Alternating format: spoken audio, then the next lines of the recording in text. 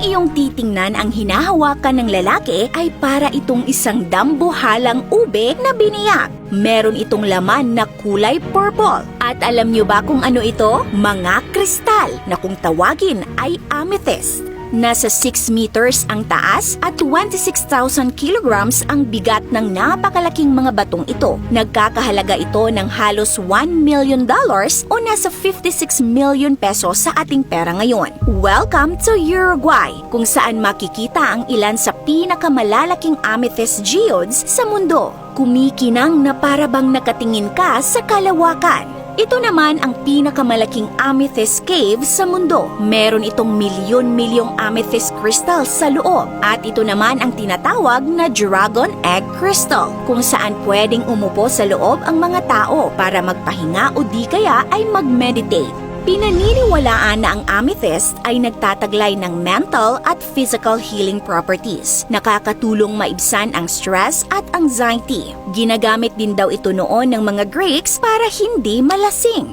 At ginagawa rin daw itong anting-anting ng mga sundalo noon para manalo sa digmaan. Totoo kayang may kapangyarihan ang kristal na ito?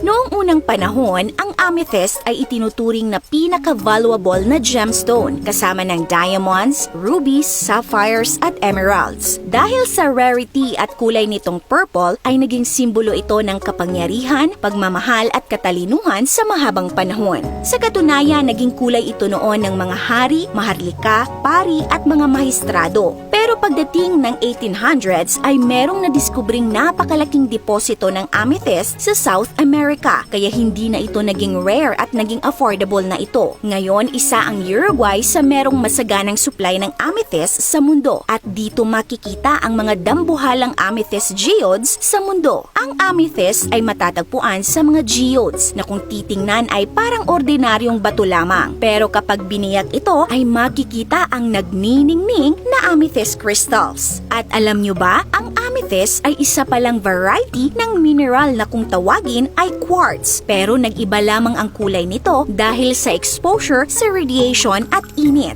Ang element na iron ang nagbibigay dito ng purple na kulay. Kapag mataas ang concentration ng iron at radiation, mas nagiging dark ang kulay purple nito. Ngayon, binabase ang value ng amethyst sa kulay at size nito. Mas darker ang kulay, mas better daw ang kalidad nito. Sa minahang ito nga sa Uruguay, hanggat maaari ay kinukuha nila ang mga amethyst ng buo dahil kapag ito'y mababasag o mabibiyak, bababa daw ang value nito kapag ibinenta. Pero hindi rin biro ang pagkuha ng amethyst, lalo na nakapaloob ito sa isang volcanic rock na tinatawag na basalt. Ang basalt ay buwaghag na bato o may mga maliliit na butas kung saan pumapasok ang mga tubig. Kaya ang mga amethyst sa ilalim ay nalalagyan ng tubig. At ito ang ginagamit ng mga minero bilang guide para matunton ang geode ng amethyst. Pinapuputukan muna nila ang basalt. Pagkatapos ay makikita na nila ang bahid ng tubig.